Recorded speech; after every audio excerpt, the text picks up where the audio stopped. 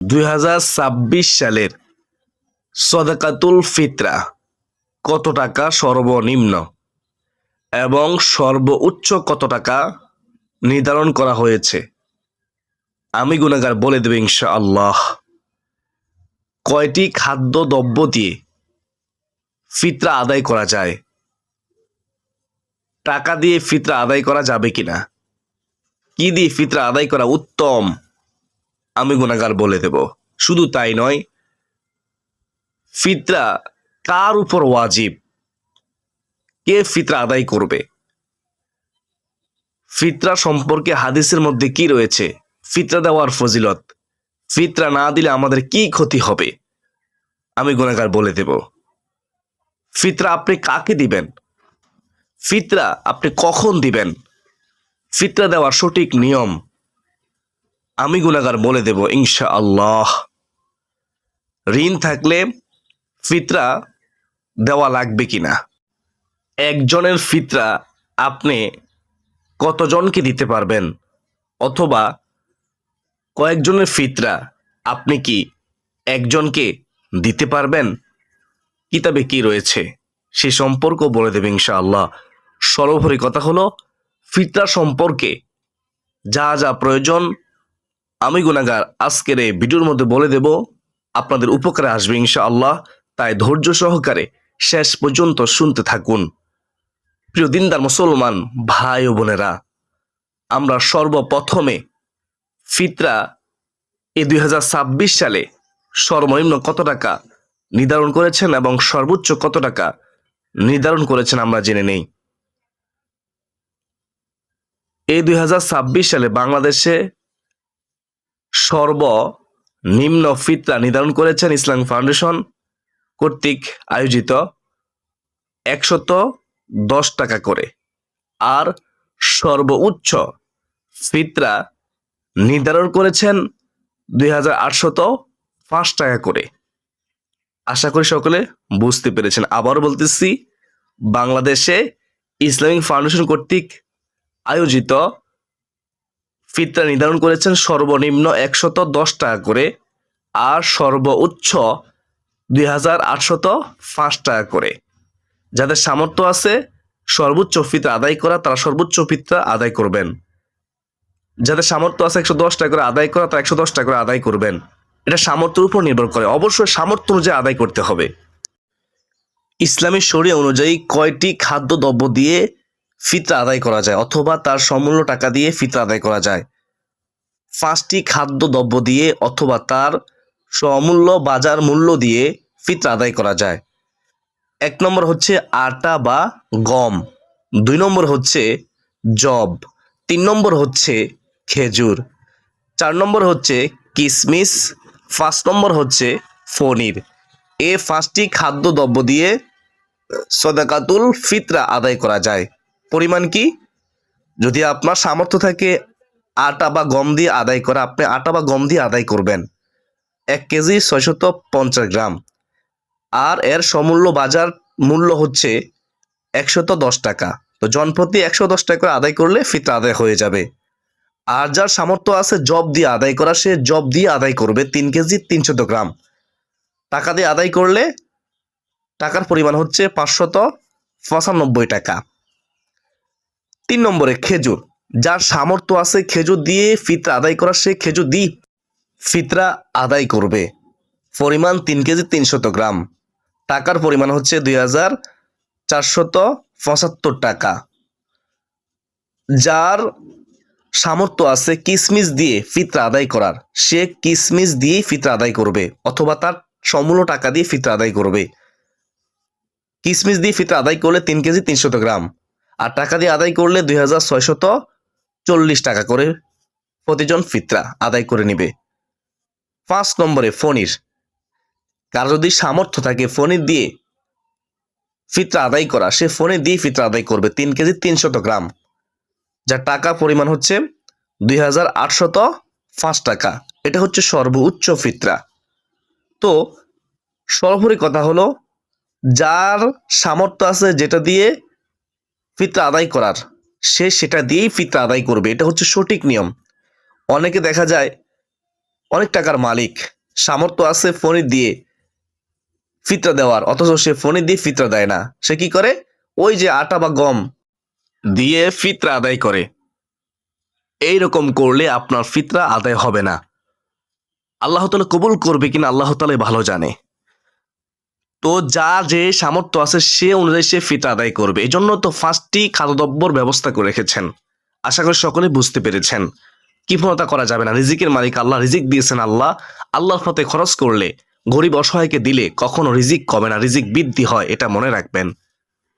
প্রিয় দিনদার মুসলমান ভাই ও বোনেরা, অনেকে প্রশ্ন করে থাকেন যে টাকা দিয়ে ফিতরা আদায় করা যাবে কিনা। অনেকে তো বলে টাকা দিয়ে ফিতরা আদায় করলে ফিতরা হয় না। তো এর জবাব হচ্ছে টাকা দিয়েও ফিতরা আদায় করা যায়, তবে উত্তম হচ্ছে খাদ্যদ্রব্য দিয়ে ফিতরা আদায় করা। কেননা রাসূলুল্লাহ সাল্লাল্লাহু আলাইহি ওয়াসাল্লাম বেশিরভাগ সময় খাদ্যদ্রব্য দিয়েই ফিতরা আদায় করেছেন। তো উত্তম হচ্ছে খাদ্যদ্রব্য দিয়ে আদায় করা। আর টাকা দিয়েও আদায় করা যায়, টাকা দিয়ে আদায় করলেও ফিতরা আদায় হয়ে যাবে। আশা করি বুঝতে পেরেছেন। অনেকে প্রশ্ন করে থাকেন ফিতরা কার উপর ওয়াজিব। এর জবাব হচ্ছে ঈদুল ফিতরের দিন সুবহে সাদিকের সময় কোনো ব্যক্তির কাছে যদি তার মৌলিক প্রয়োজনের অর্থাৎ অতিরিক্ত নিসাব পরিমাণ 52.5 তোলা রূপার সমতুল্য বা 7.5 ভরি স্বর্ণের সমমূল্য টাকা যদি তার কাছে থাকে, তাহলে তার উপর ফিতরা ওয়াজিব। অথবা 52.5 ভরি রূপা যদি তার কাছে থাকে, অথবা 7.5 ভরি স্বর্ণ যদি তার মধ্যে থাকে, অথবা মৌলিক প্রয়োজন অতিরিক্ত সব কিছু মিলিয়ে যদি নেশাব পরিমাণ হয়ে যায়, তাহলে তার উপর ফিতরা দেওয়া ওয়াজিব। সামর্থ্যবান ব্যক্তির উপর পরিবারের সকলের ফিতরা আদায় করা ওয়াজিব। যিনি সামর্থ্যবান তার অধীনস্থ যারা আছেন সকলের ফিতরা সে আদায় করে দিবে। ঈদুল ফিতরের দিন সুবহে সাদিকের আগে জন্ম নেওয়া শিশুর উপরও ফিতরা ওয়াজিব হয়। যিনি কর্তাবিন্দু আছেন, সামর্থ্যবান আছেন, তিনি ওই শিশুর ফিতরা আদায় করে দিবে। আশা করি বুঝতে পেরেছেন। ফিতরা কখন দিবে শুনেন, গুরুত্বপূর্ণ প্রশ্ন। এর জবাব হচ্ছে ওয়াজিব বা আবশ্যক সময় ঈদের দিন সুবহে সাদিকের পর। ঈদের দিন সুবহে সাদিকের পর থেকে ঈদের নামাজ শুরুর আগ পর্যন্ত ফিতরা আদায় করা ওয়াজিব। 2. উত্তম সময় ঈদের নামাজের উদ্দেশ্যে ঈদগাহে যাওয়ার আগে আগেই ফিতরা দিয়ে দেওয়া সবচেয়ে উত্তম, ভালো। সুবহানাল্লাহ। 3 নম্বর অগ্রিম প্রদান, সেটা হচ্ছে রমজান মাস চলাকালীন যে কোনো সময় বা ঈদের 1-2 দিন আগেও ফিতরা দেওয়া যায়, যাতে দরিদ্ররা ঈদের কেনাকাটা করতে পারে, তাদের প্রয়োজন পূরণ করতে পারে। এদিকেও আমাদের খেয়াল রাখতে হবে। শেষ সময় ঈদের নামাজের পর ফিতরা দিলে তা সাধারণ দান বা সদকা হিসেবে গণ্য হবে। ফিতরার পূর্ণ সওয়াব পাওয়া যাবে না, এটা সাধারণ দান হিসেবে গণ্য হবে। সদকাতুল ফিতরা আপনি কাকে দিবেন, খুব গুরুত্বপূর্ণ বিষয়, শুনেন। যাদের ফিতরা দেওয়া যাবে, 1 নম্বরে দরিদ্র ও মিসকিন, যাদের কাছে প্রয়োজনে অতিরিক্ত সম্পদ নেই, তাদেরকে আপনি ফিতরা দিবেন। 2 নম্বর হচ্ছে ঋণগ্রস্ত ব্যক্তি, যার সম্পদ তার ঋণের তুলনায় কম, তাকে আপনি ফিতরা দিতে পারবেন। 3 নম্বরে অসহায়, পথচারী, মুসাফির, বিপদে পড়া বিদেশি বা পথচারী, তাকেও আপনি ফিতরা দিতে পারবেন। 4 নম্বরে জাকাত কর্মী, যারা জাকাত ফিতরা সংগ্রহ ও বিতরণের দায়িত্বে নিয়োজিত, তাদেরকেও আপনি এখান থেকে ফিতরা দিতে পারবেন। 5 নম্বরে নও মুসলিম, তাকেও ফিতরা দিতে পারবেন। যারা নতুন ইসলাম গ্রহণ করেছেন এবং সাহায্যের প্রয়োজন, তাদের অনেক সাহায্যের প্রয়োজন, সহযোগিতার প্রয়োজন, তাকেও আপনি ফিতরা দিতে পারবেন। আশা করি বুঝতে পেরেছেন। বিশেষ দ্রষ্টব্য, ফিতরার টাকা বা খাদ্য ঈদের নামাজের আগেই উপযুক্ত প্রাপকের কাছে পৌঁছে দেওয়া উত্তম। নিজের বাবা, মা, স্ত্রী বা সন্তানের উপর ফিতরা দেওয়া যায় না। আশা করি বুঝতে পেরেছেন। ঋণ থাকলে ফিতরা দেওয়া যাবে কি? শুনেন, ঋণ থাকা অবস্থায় ফিতরা দেওয়ার বিধান নির্ভর করে আপনার বর্তমান আর্থিক সামর্থ্য এবং ঋণের ধরনের উপর। ইসলামী শরিয়া মোতাবেক এই বিষয়ে প্রধান বিষয়গুলো তুলে ধরা হলো। 1. ওয়াজিব হওয়ার শর্ত। শুনেন, যদি আপনার কাছে নিজের ও পরিবারের ঈদের দিনের প্রয়োজনীয় খাবারের অতিরিক্ত সদকায়ে ফিতরের নেসাব অর্থাৎ 52.5 তোলা রূপার সমমূল্য পরিমাণ সম্পদ থাকে, তবে আপনার উপর ফিতরা দেওয়া ওয়াজিব। ঋণ বাদ দিয়ে হিসাব। ফিতরা ওয়াজিব হওয়ার জন্য নেসাব গণনার সময় আপনার বর্তমান সম্পদ থেকে তাৎক্ষণিক পরিশোধযোগ্য যে ঋণের জন্য পাওনাদার তাগাদা দিচ্ছে, ঋণ বাদ দিতে হবে। ঋণ বাদ দেওয়ার পর যদি আপনার সম্পদ নেসাবের নিচে নেমে যায়, তবে আপনার উপর ফিতরা দেওয়া ওয়াজিব নয়। তাৎক্ষণিক ঋণ বনাম দীর্ঘমেয়াদী ঋণ। পাওনাদার যদি এখনই টাকা ফেরত চায়, তবে ফিতরা দেওয়া চেয়ে ঋণ পরিশোধ করাকে অগ্রাধিকার দিতে হবে। যদি ঋণটি দীর্ঘমেয়াদী হয়, যেমন কিস্তিতে পরিশোধযোগ্য এবং আপনার কাছে বর্তমানে ফিতরা দেওয়ার মতো বাড়তি টাকা থাকে, তবে ফিতরা দেওয়া যাবে এবং দেওয়া উচিত। অত্যন্ত দরিদ্র ব্যক্তি, যে ব্যক্তি এতটাই ঋণী বা অভাবী যে তার কাছে ঈদের দিনের খাবারের অতিরিক্ত কোনো সম্পদ নেই, তার উপর ফিতরা দেওয়া বাধ্যতামূলক নয়। ঋণ নিয়ে ফিতরা। যদি কেউ বর্তমানে নগদ টাকার অভাবে থাকে কিন্তু পরে পরিশোধের সামর্থ্য রাখে, তবে সওয়াবের আশায় ঋণ করে ফিতরা দিলে তা আদায় হয়ে যাবে, যদিও এটি বাধ্যতামূলক নয়। বেহেশতের পথের ইউটিউব চ্যানেলের সুপ্রিয় দিনী ভাই ও বোনেরা, আমরা কেন ফিতরা আদায় করব? হাদিসের মধ্যে কি রয়েছে? ফিতরা দেওয়ার উপকারিতা, না দিলে কি ক্ষতি? শুনেন, হযরত আব্দুল্লাহ ইবনে আব্বাস রাদিয়াল্লাহু তাআলা আনহু বর্ণনা করেন, রাসূলুল্লাহ সাল্লাল্লাহু আলাইহি ওয়াসাল্লাম সাদাকাতুল ফিতরকে অপরিহার্য করেছেন। অনর্থক অশালীল কথা ও কাজে রোজার যে ক্ষতি হয়েছে তা পূরণের জন্য, ক্ষমার জন্য, মাগফিরাতের জন্য এবং নিঃস্ব লোকের আহার যোগানের জন্য, গরিব অসহায়দের খাদ্য যোগানের জন্য। সুবহানাল্লাহ, সুবহানাল্লাহ। আবু দাউদ শরীফের হাদিস।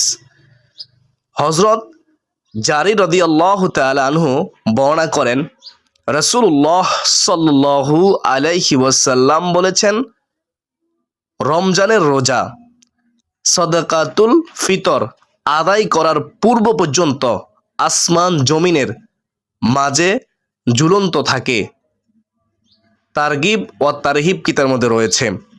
তো আপনি যদি চান আপনার রোজা কবুল হোক, তাহলে যদি আপনি সামর্থ্যবান হন, তাহলে আপনাকে অবশ্যই ফিতরা আদায় করতেই হবে। গরিব অসহায়ের মাঝে ফিতরা বন্টন করিতে হবে আপনার সামর্থ্য অনুযায়ী। হযরত আব্দুল ইবনে আমর রাদিয়াল্লাহু তাআলা আনহু বর্ণনা করেন, রাসূলুল্লাহ সাল্লাল্লাহু আলাইহি ওয়াসাল্লাম একজন ঘোষক দিয়ে মক্কার পথে পথে এই ঘোষণা দিলেন যে, কি ঘোষণা? শুনেন, জেনে রেখো, প্রত্যেক মুসলিম নর নারী, গোলাম স্বাধীন, ছোট বড় সকলের উপর সদকায়ে ফিতর অপরিহার্য। 2 মুদ অর্থাৎ আধা সা গম কিংবা 1 সা অন্য খাদ্যদ্রব্য। তিরমিজি শরীফের হাদিস। এই হাদিসের মধ্যে সদকাতুল ফিতর সম্পর্কে বোঝানো হয়েছে 5টি দ্রব্য দিয়ে ফিতরা আদায় করা যায়। 1 নম্বরে আটা বা গম, 2 নম্বরে জব, 3 নম্বরে খেজুর, 4 নম্বরে কিশমিশ, 5 নম্বরে পনির। যার যেটা সামর্থ্য আছে সে সেটা দিয়েই ফিতরা আদায় করবে। সর্বশেষ আবার বলে দিচ্ছি, সর্বনিম্ন ফিতরা হচ্ছে 110 টাকা করে, আর সর্বোচ্চ ফিতরা হচ্ছে 2805 টাকা করে। অবশ্যই অবশ্যই সামর্থ্য অনুযায়ী ফিতরা আদায় করতেই হবে। আল্লাহ তাআলা আমাদের সবাইকে সদকাতুল ফিতর আদায় করার তৌফিক দান করুন। আল্লাহকে সন্তুষ্টি করার জন্য ফিতরা আদায় করার তৌফিক দান করুন। যেভাবে আদায় করলে আল্লাহ কবুল করবেন, আমাদের রোজার ভুল ত্রুটি ক্ষমা হবে, আমাদের গুনাহ মাফ হবে, গরিব অসহায়রা উপকৃত হবে, সেভাবে ফিতরা আদায় করার তৌফিক দান করুন। সকলে বলি আল্লাহুম্মা আমিন। আমি মনে করি যেহেতু আজকের ভিডিওটি সকলের জন্য প্রয়োজন, তো আপনারা শেয়ার করে দিবেন ইনশাআল্লাহ। অসংখ্য মানুষ জানবে, ফিতরা সম্পর্কে বুঝবে, গুরুত্ব দিবে, ফিতরা সঠিক নিয়মে আদায় করবে ইনশাআল্লাহ।